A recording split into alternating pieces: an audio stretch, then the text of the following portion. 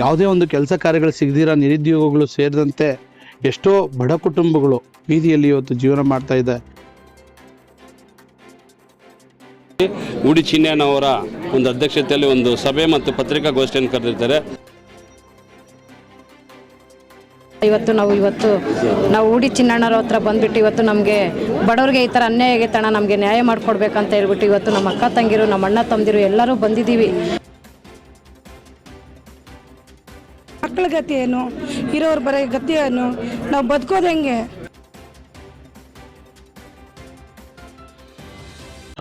ಎಲ್ರಿಗೂ ನಮಸ್ಕಾರ, ಜೈ ಭೀಮ್. ನಾನು ನಿಮ್ಮ ಭಾರತೀಯರ ಸೇವಾ ಸಮಿತಿ ರಾಷ್ಟ್ರೀಯ ಅಧ್ಯಕ್ಷರು ರಾಮಚಂದ್ರ ಹುಡಿ ಚಿನ್ನಿ.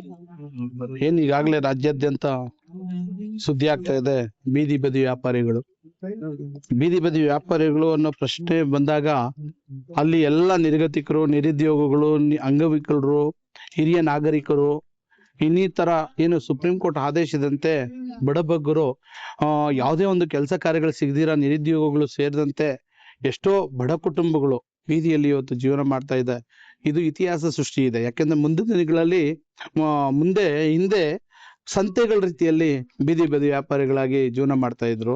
ಇವತ್ತು ದೊಡ್ಡ ದೊಡ್ಡ ಮಹಾಲಗಳು, ಏನು ದೊಡ್ಡ ದೊಡ್ಡ ಐಷಾರಾಮಿ ಜೀವನ ಬರುವಂತ ಪರಿಸ್ಥಿತಿ ಬಂದಾಗ ಅಲ್ಲೆಲ್ಲ ನೋಡಿ ಬಡವರು ಬಂದು ಇವತ್ತು ಬೀದಿಯಲ್ಲಿ ತಮ್ಮ ಗೋಮಾಳ ಜಮೀನುಗಳನ್ನ ಕಳ್ಕೊಂಡು, ಆಸ್ತಿಗಳನ್ನ ಕಳ್ಕೊಂಡು ಎಲ್ಲ ಬೀದಿಗೆ ಬಂದು ಬೀದಿಯಲ್ಲೂ ಬದುಕೋದಕ್ಕೆ ಇವತ್ತು ಬಿಟ್ಟಿಲ್ಲ ಅಂದ್ರೆ ನಿಜವಾಗ್ಲೂ ದುರದೃಷ್ಟ ಇವತ್ತು. ಯಾಕಂದ್ರೆ ಇವತ್ತಿನ ದಿನ ನಾವು ಈ ಒಂದು ಬೆಂಗಳೂರು ಪೂರ್ವ ತಾಲೂಕಲ್ಲಿ ಸಾವಿರಾರು ಜನ ಜೀವನ ಮಾಡ್ತಾ ಇದ್ದಾರೆ ಅಂದ್ರೆ ಅದು ಬೀದಿ ಬದಿ ವ್ಯಾಪಾರಿಗಳಿಂದ ಮಾತ್ರ ಸಾಧ್ಯ. ಯಾಕೆಂದ್ರೆ ಬೀದಿ ಬದಿ ವ್ಯಾಪಾರಿಗಳು ಅವ್ರದ್ದೇನ್ ತಪ್ಪಿದೆ ಅದನ್ನ ಪ್ರಶ್ನೆ ಮಾಡ್ಲಿ, ನಾವೇನು ತೊಂದರೆ ಇಲ್ಲ, ನಮ್ಗೇನು ಅಭ್ಯಂತರ ಇಲ್ಲ.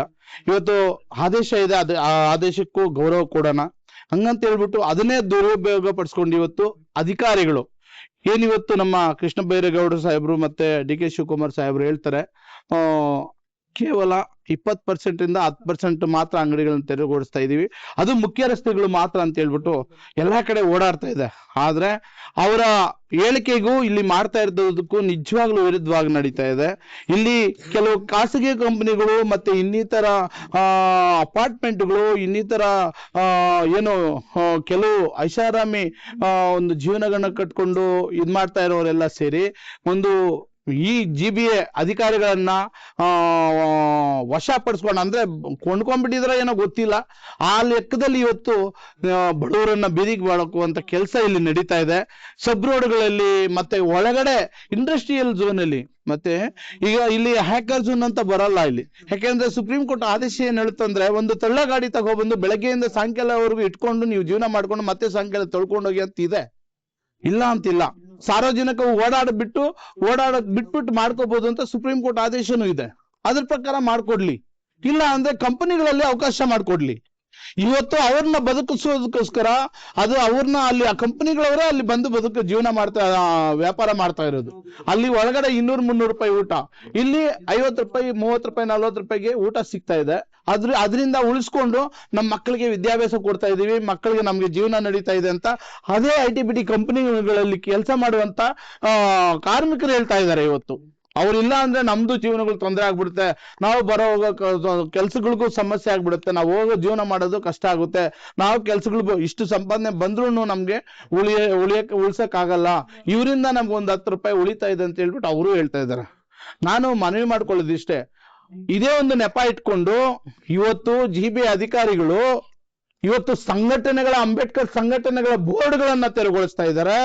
ಬೀದಿಯಲ್ಲಿ ಬದುಕ್ತಾ ಇರ್ತಕ್ಕಂಥ ಸಬ್ ರೋಡ್ಗಳಲ್ಲಿ ಬರ್ತಾ ಇರ್ತಕ್ಕಂಥ ಬಡವರನ್ನ ಬೀದಿಗೆ ತಳ್ತಾ ಇದ್ದಾರೆ. ಮತ್ತೆ ಅದೇ ನೆಪ ಇಟ್ಕೊಂಡು ಅವ್ರನ್ನ ಹೊರಗಡೆ ಹಾಕಿ ಆ ಖಾಸಗಿ ಕಂಪನಿಗಳವ್ರಿಗೆ ಬಲ ತುಂಬುವಂತ ಕೆಲಸ, ಇವತ್ತು ಗಾರ್ಡನ್ ಮಾಡೋದಕ್ಕೆ ಅವಕಾಶ ಮಾಡಿಕೊಟ್ಟು ಉಳಿದಿದ್ದ ಜಾಗನ ಪಾರ್ಕಿಂಗ್ ಮಾಡೋದಕ್ಕೆ, ಆ ಕಂಪನಿಗಳ ವೆಹಿಕಲ್ ಗಳನ್ನ ಪಾರ್ಕಿಂಗ್ ಮಾಡೋದಕ್ಕೆ ವ್ಯವಸ್ಥೆ ಮಾಡ್ಕೊಂತ ಇದ್ದಾರೆ. ಹಾಗಾದ್ರೆ ಬಡವ್ರು ಬದುಕೋದ್ ಬೇಡ, ಆ ಕಂಪನಿಗಳವರ ಒಂದು ಅನುಕೂಲಕ್ಕಾಗಿ ಇವತ್ತು ಸರ್ಕಾರ ಇದೆಯಾ, ಬಡವರು ಓಟ್ ಹಾಕುವಂತ ಬಡವ್ರಿಗೆ ಪರವಾಗಿ ಸರ್ಕಾರ ಇದೆಯಾ ಅನ್ನೋದು ಪ್ರಶ್ನೆ ಮಾಡ್ತಾ ಇದ್ದಾರೆ. ಇದು ನನ್ನ ಪ್ರಶ್ನೆ ಇಲ್ಲ, ಜನಗಳ ಪ್ರಶ್ನೆ.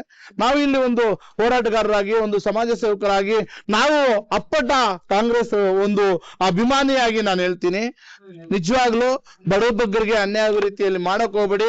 ಇದೇ ಪೂರ್ವ ತಾಲೂಕಿನ ಎಲ್ಲ ಜಿಬಿ ಅಧಿಕಾರಿಗಳು ಇದರಲ್ಲಿ ಶಾಮೀಲಾಗಿದ್ದಾರೆ ಅಂತ ನೇರವಾಗಿ ನಾನು ವಿರೋಧ ವ್ಯಕ್ತಪಡಿಸ್ತೀನಿ. ಜಿಬಿ ಅಧಿಕಾರಿಗಳು ಇವತ್ತು ಕಂಪನಿಗಳನ್ನ ಎಷ್ಟೋ ಜನ ಬಂದು ಅವನ್ನ ಎಷ್ಟೋ ಅಧಿಕಾರಿಗಳನ್ನ ಕೊಂಡ್ಕೊಳಕ್ ನೋಡಿದ್ರು. ಇದೇ ಅಲ್ಲ, ಸುಮಾರು 4-5 ಜನ ಇವಾಗ ಇದಕ್ ಮುಂಚೆ ಹಲವಾರು ಕಮಿಷನರ್ ಬಂದೋದ್ರು, ಅವ್ರು ಯಾರು ಬಗ್ಲಿಲ್ಲ.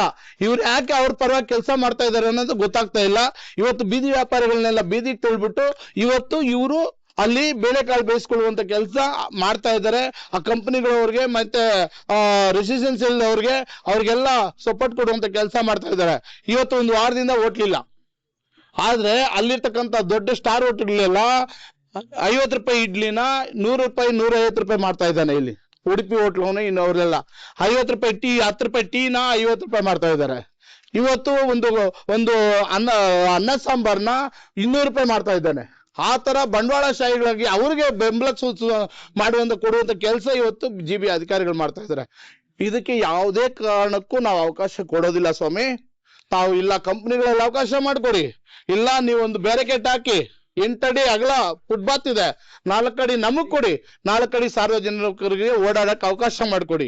ಇಲ್ಲ ಅಂದ್ರೆ ಇದರಿಂದ ಈಗಾಗಲೇ ಪಾಪ ಒಬ್ಬ ಹೈಗೇಟ್ ಅಲ್ಲಿ ಒಬ್ಬ ವ್ಯಕ್ತಿ ಅವತ್ತು ಮಾಡಿರೋ ಕೆಲಸ ನೋಡಿ ಅವ್ರಿಗೆ ತೊಂದರೆ ಕೊಟ್ಟಿದ್ದಕ್ಕೆ ಈಗಾಗಲೇ ICUದಲ್ಲಿ ಪಾಪ ಜೀವ ಉಳಿಸ್ಕೊಳ್ಳೋ ಮಟ್ಟಕ್ಕೂ ಕಷ್ಟ ಆಗ್ತಾ ಇದೆ.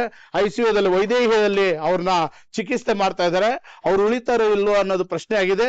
ಈ ತರ 100 ಜೀವಗಳು ಕಳ್ಕೊಳ್ಳುವಂತ ಪರಿಸ್ಥಿತಿ, ಎಷ್ಟೋ ಸಾಲುಗಳಿಗೆ ಸಿಲುಕಿ ಇವಾಗಲೇ ಎಷ್ಟೋ ಜನ ಒಂದು ವಾರದಿಂದ ಇರ್ತಕ್ಕಂತ ಐಟಮ್ಗಳನ್ನ ಎಲ್ಲ ಕೊಳ್ತೋಗಿ ಆ ಐಟಮ್ ತಗೊಳ್ಳೋದಕ್ಕೂ ಶಕ್ತಿ ಇಲ್ದಿರ ಮತ್ತೆ ಸಾಲ ಮಾಡೋ ಪರಿಸ್ಥಿತಿಯಲ್ಲಿ ಬಂದಿದ್ದಾರೆ.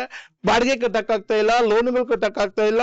ನೀವೇ ಕೊಟ್ಟಿರ್ತಕ್ಕಂಥ ಲೋನ್ ಸರ್ಕಾರದಿಂದ ಅದು ಏನು ಲೈಸೆನ್ಸ್ಗಳು ಕೊಟ್ಟಿದ್ದೀರಾ, ಫುಡ್ ಲೈಸೆನ್ಸ್ ಕೊಟ್ಟಿದ್ದೀರಾ, ಮತ್ತೆ ಪ್ರತಿಯೊಂದು ID ಕಾರ್ಡ್ ಕೊಟ್ಟಿದ್ದೀರಾ, ಮತ್ತೆ ಸರ್ಕಾರದಿಂದ ಮೂಲಭೂತ ಸೌಕರ್ಯಗಳು ಕೊಟ್ಟಿದ್ದೀರಾ, ಎಲ್ಲ ಲೋನ್ಗಳು ಕೊಟ್ಟಿದ್ದೀರಾ. ಆ ಲೋನ್ಗಳು ಕಟ್ಟೋ ಪರಿಸ್ಥಿತಿಯಲ್ಲಿ ಇವತ್ತು ಜನರು ಹಿಂದೆ ಹೋಗ್ತಾ ಇದಾರೆ, ಕಣ್ಣೀರಾಗ್ತಾ ಇದಾರೆ. ನಿಜವಾಗ್ಲೂ ನಾನು ಒಂದಂತೂ ಹೇಳಕ್ಕೆ ಬಯಸ್ತೀನಿ, ನಾನೀಗಾಗ್ಲೇ ಏನೋ ಒಂದು ಒಳ್ಳೆ ಕಾರ್ಯಕ್ಕೆ ಜನರಿಗೋಸ್ಕರ ಮುಂದೆ ಬರ್ಬೇಕು, ಏನೋ ಒಂದು ಮಾಡ್ಬೇಕು ಅನ್ಕೊಂಡಿದ್ದೆ.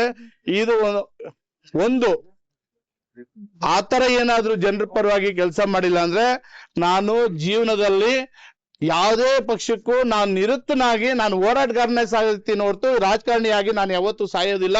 ಬಡವ್ರ ಪರವಾಗಿ ನಾನು ನಿಂತ್ಕೊಂತೀನಿ, ಬಡವ್ರಿಗೋಸ್ಕರ ಇರ್ತೀನಿ, ಬದುಕ್ತೀನಿ. ಇಲ್ಲ ಅಂದ್ರೆ ನಮ್ ಜೀವ ಹೋದ್ರ ಪರವಾಗಿಲ್ಲ. ಬಡವ್ರಿಗೆ ಈ ಮಾದೇಪುರ ವಿಧಾನಸಭಾ ಕ್ಷೇತ್ರದ ಪೂರ್ವ ತಾಲೂಕು ಏನು ಬೆಂಗಳೂರು ಪೂರ್ವ ತಾಲೂಕಲ್ಲಿ ಬಡವರಿಗೆ ಅನ್ಯಾಯ ಆಗೋದಕ್ಕಂತೂ ನಾವು ಯಾವುದೇ ಕಾರಣಕ್ಕೂ ಬಿಡೋದಿಲ್ಲ.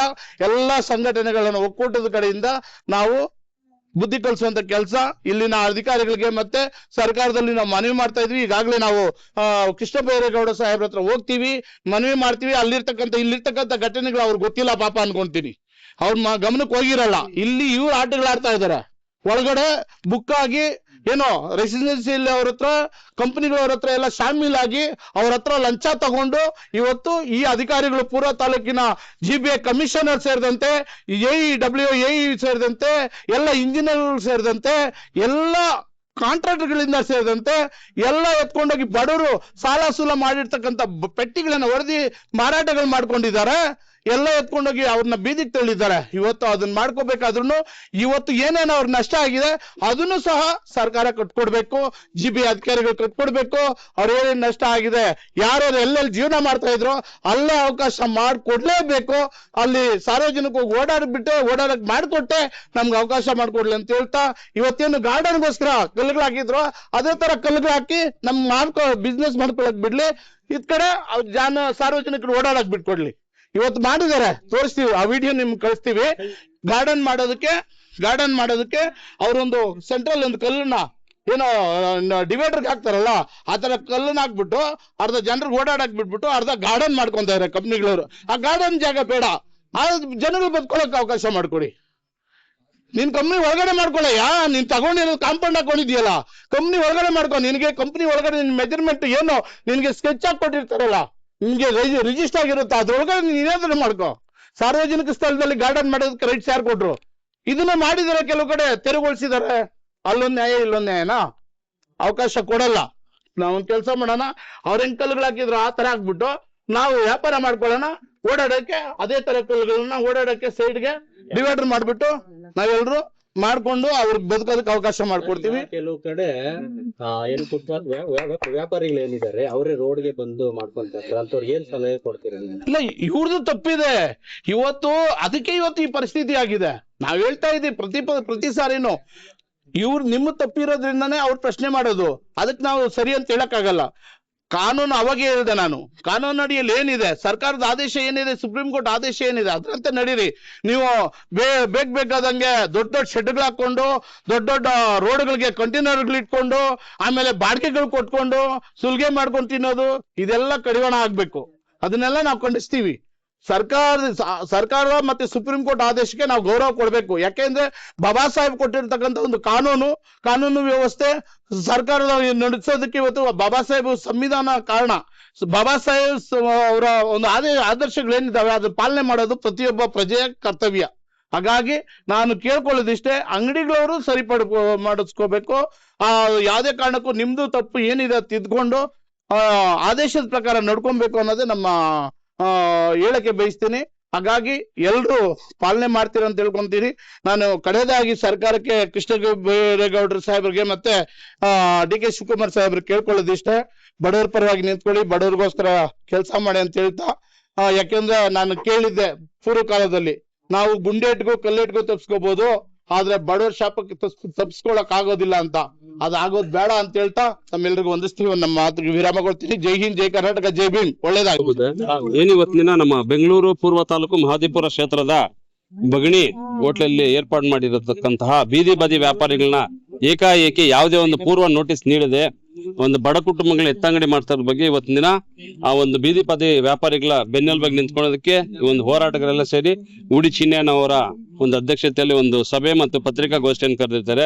ವಿಚಾರ ಏನಪ್ಪಾ ಅಂದ್ರೆ, ಯಾವುದೇ ಒಂದು ಬೀದಿ ಬದಿ ವ್ಯಾಪಾರಿಗಳಿಗೆ ಯಾವುದೇ ರೀತಿಯ ಪೂರ್ವ ನೋಟಿಸ್ ನೀಡದೆ ಎತ್ತಂಗಡಿ ಮಾಡ್ತಾ ಇದಾರೆ. ಆದ್ರೆ ಆ ಒಂದು ಬೀದಿ ಬದಿ ವ್ಯಾಪಾರಿಗಳ ಅಂಗಡಿಗಳ ಮುಂದೆ ಇರುವಂತ ITBT ಕಂಪ್ನಿಗಳು ಎಷ್ಟೋ ರಾಜಕಾಲುವೆಗಳು, ಕುಂಟೆಗಳು, ಸರ್ಕಾರಿ ಗೋಮಾಳ ಜಮೀನುಗಳನ್ನ ಒತ್ತುವರಿ ಮಾಡಿದ್ರಲ್ಲ, ದಯವಿಟ್ಟು ತಾವು ಏನು ಸಚಿವರಿದ್ದೀರೋ ಅದ್ರ ಬಗ್ಗೆ ಗಮನ ಹರಿಸಿ ಅದನ್ನ ಮೊದಲು ಎತ್ತಂಗಡಿ ಮಾಡಿಸಿ, ಕೋಟ್ಯಾಂತರ ರೂಪಾಯಿ, ಲಕ್ಷಾಂತರ ರೂಪಾಯಿ ಅದನ್ನ ಲೂಟಿ ಹೊಡಿತಾ ಇದ್ರಲ್ಲ ಅದನ್ನ ತೆರವು ಮಾಡಿಸಿ. ಅದನ್ನ ಬಿಟ್ಟು ಬಡವರು ಪ್ರತಿದಿನ 5,000 10,000 ಸಂಪಾದನೆ ಮಾಡೋರು ಹೊಟ್ಟೆ ಮೇಲೆ ಹೊಡಿತಾ ಇದ್ರಲ್ಲ, ದಯವಿಟ್ಟು ಅದ್ರ ಬಗ್ಗೆ ಪರಿಶೀಲನೆ ಮಾಡಿ ಪಾರದರ್ಶಕ ಸೂಕ್ಷ್ಮ ತನಿಖೆಗಳನ್ನ ಮಾಡಿ ಅಂತ ITBT ಕಂಪ್ನಿಗಳಿಗೆ ಎಚ್ಚರಿಕೆ ಕೊಟ್ಟು ಏನು ಒಂದು ಬೀದಿ ಬದಿ ವ್ಯಾಪಾರಿಗಳಿಗೆ ಏನ್ 20% ಅಂತ ಹೇಳ್ಬಿಟ್ಟು ಸಂಪೂರ್ಣವಾಗಿ ಬೆಂಗಳೂರಿನ ಸುತ್ತಮುತ್ತ ಎಲ್ಲಾ ಬೀದಿ ಬದಿ ವ್ಯಾಪಾರಗಳನ್ನ ತೆರವು ಮಾಡ್ತಾ ಇದ್ರೆ ಅದನ್ನ ಶೀಘ್ರವಾಗಿ ನಿಲ್ಸ್ಬೇಕಂತ ಎಲ್ಲ ಸಂಘಟನೆ ಒಕ್ಕೂಟಗಳಿಂದ ಇವತ್ತಿನ ದಿನ ಸಂಬಂಧಪಟ್ಟ ಸಚಿವರಿಗೆ ಗಮನಕ್ಕೆ ಒಂದು ಪತ್ರಿಕಾಗೋಷ್ಠಿಯಿಂದ ಮನವಿ ಮಾಡ್ತಾ ಇದ್ರಿ. ಅದೇ ರೀತಿ ಅದನ್ನ ಮುಂದಿನ ದಿನದಲ್ಲಿ ಕಾರ್ಯಗತ ಮಾಡಿಲ್ಲ ಅಂದ್ರೆ ಬೃಹತ್ ಮಟ್ಟದ ಒಂದು ಪ್ರತಿಭಟನೆ, ಅದು ಉಗ್ರವಾದ ಚಳುವಳಿಯನ್ನ ರಾಜ್ಯ ಸರ್ಕಾರಕ್ಕೆ ಬಿಸಿ ಮುಟ್ಟುವಂತೆ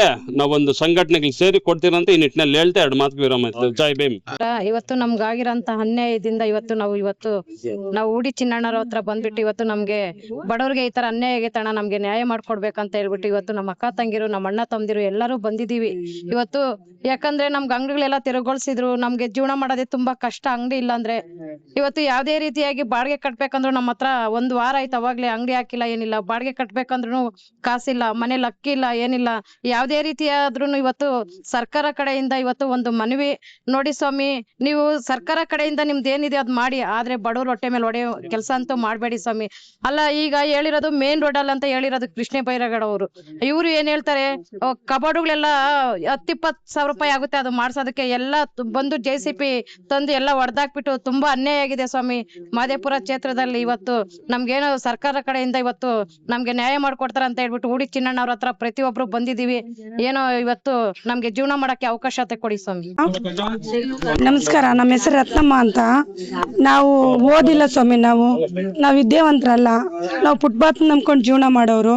ನಮ್ಮಂಗೆ 100 ಜನ ಇದ್ದಾರೆ, 1000 ಜನ ಇದ್ದಾರೆ ಸ್ವಾಮಿ. ನಮ್ಮನ್ನ ಅದ್ ಬಿಟ್ರೆ, ನಮ್ಗೆ ಬೀದಿ ಬದಿ ವ್ಯಾಪಾರ ಬಿಟ್ರೆ ನಮ್ಗೆ ಬೇರೆ ಉದ್ಯೋಗ ಇಲ್ಲ. ನಮ್ಗೆ ಓದಿದ್ರೆ ಯಾವ್ದಾದ್ರು ಕಂಪ್ನಿನಲ್ಲಿ ಹೋಗಿ ಮಾಡ್ಬೋದು, ನಮ್ಮನ್ನ ಯಾವ ಕೆಲ್ಸಕ್ಕೂ ತಗೊಳಲ್ಲ. ನಮ್ಮ ಮಕ್ಳ ಗತಿ ಏನು, ಇರೋರ್ ಬರೋ ಗತಿ ಏನು, ನಾವು ಬದುಕೋದು ಹೆಂಗೆ? ನಿಮ್ಮ ಆದೇಶದ ಪ್ರಕಾರ ನಿಮ್ಮ ಉಲ್ಲಂಘನೆ ಮಾಡಲ್ಲ, ಕಾನೂನದ ಉಲ್ಲಂಘನೆ ಮಾಡೋದಿಲ್ಲ. ನಾವು ನಮ್ಮನ್ನ ಬದುಕಕ್ ಬಿಡ್ರಿ. ತುಂಬಾ ಕಷ್ಟ ಆಗ್ತಾ ಇದೆ. ವಾರದಿಂದ ನಾವು ಫೈನಾನ್ಸ್ ಕಟ್ಟಬೇಕು. ನಮ್ ಬಗ್ಗೆ ಸ್ವಲ್ಪ ಯೋಚನೆ ಮಾಡಿ. ಇದನ್ನ ನಂಬ್ಕೊಂಡು ಜೀವನ ಮಾಡೋರ್ನ ನಮ್ ಜೀವನನೇ ಬೀದಿಗೆ ತಂದ್ಬಿಟ್ರಲ್ಲ. ನಾವ್ ಎಲ್ಲೋಗ್ಬೇಕು? ನಮ್ಗಿದೆಲ್ಲ ಏನು ಕೊಟ್ಟಿದ್ದೀರಾ ಹೇಳಿ? ಫುಟ್ಪಾತ್ ನಂಬ್ಕೊಂಡು ನಾವು ಬದುಕೋರು. ನಾವು ನಮ್ಮನ್ನ ಅಲ್ಲಿಂದನೇ ಅಲ್ಲ ಇದು ನೀವು ತೆರವುಗಳು ಮಾಡ್ಸ್ರಿ ಅಂದ್ರೆ ನೀವೆಲ್ಲ ತೆಗಿಸ್ಬೇಕಾದ್ರೆ ತೆಗಿಸ್ಬೇಕಾಗುತ್ತೆ JCB ಒಡ್ಸೋದೇನಕ್ಕೆ? ನಮ್ದು ಇವತ್ತು 106 ರೂಪಾಯಿ ಅಂದ್ರೆ 1000 ರೂಪಾಯಿ ನಾವು ಖರ್ಚು ಮಾಡಿ ಲಕ್ಷ 1 ಲಕ್ಷನೇ ಹಾಕಿದೀವಿ ಬಾಡ್ವಾ, ನಾವು ಬಡವರು ಅಷ್ಟು ಬಂಡವಾಳ ಹಾಕಿ ನಾವು ಬೀದಿಯಲ್ಲಿ ವ್ಯಾಪಾರ ಮಾಡ್ತಾ ಇದ್ರೆ ಅದನ್ನೂ ನೀವು ಕಿತ್ಕೊಂಡ್ಬಿಟ್ರೆ ನಾವೆಲ್ಲೋಗ್ಬೇಕು? ನಾವೆಲ್ಲ ಸಾಯ್ಬೇಕಾ? ಬೀದಿಗೆ ಬಂದು ಸಾಯ್ಬೇಕಾ? ನಮ್ಮಿಂದ ನೀವು ಸ್ವಾಮಿ, ನಿಮ್ಮಿಂದ ನಾವಲ್ಲ, ನಾವೆಲ್ಲ ಬದುಕಕ್ ನಮ್ಗೆ ದಾರಿ ಮಾಡ್ಕೊಡಿ. ನಿಮ್ ಕಾನೂನು ನಾವು ಕೈಗೆ ತಗೊಂತ ಇಲ್ಲ, ಹಾಗಾಗಿ ನಮ್ಮನ್ನ ಯಾಕೆ ಸ್ವಾಮಿ ನಮ್ಮನ್ನ ಅಲ್ಲಿಂದ ನಾವು ಎತ್ತಂಗಡಿ ಮಾಡಿಸ್ತಾ ಇದ್ದೀರಾ? ITBT ಅವ್ರನ್ನ ಯಾಕೆ ಪಾರ್ಕಿಂಗ್ ಮಾಡಕ್ ಬಿಡ್ತಾ ಇದ್ದೀರಾ? ಅದು ಏನಿದೆ ಆ ರೋಡ್ ಮೇಲೆ ಏನಕ್ ಬಿಡ್ತಾ ಇದ್ದೀರಾ ನೀವು? ಅಲ್ಲ ಅಷ್ಟಿನ್ ಹೇಳಿ ನಮ್ಮ ಚಿನ್ನಣ್ಣ ನಮ್ಗೋಸ್ಕರ ಎಲ್ಲ ನಿಂತ್ಕೊಂಡಿದ್ದಾರೆ, ಅವ್ರಿಗೋಸ್ಕರ ನಾವು ಇದೀವಿ, ನಮ್ಗ್ ದಾರಿ ಮಾಡ್ಕೊಡಿ, ಬದುಕಕ್ ದಾರಿ ಕೊಡಿ ಸ್ವಾಮಿ. ಜನ ಎಲ್ಲ ಸೂಸೈಡ್ ಮಾಡ್ಕೊಳ್ತಾ ಇದ್ರಿ.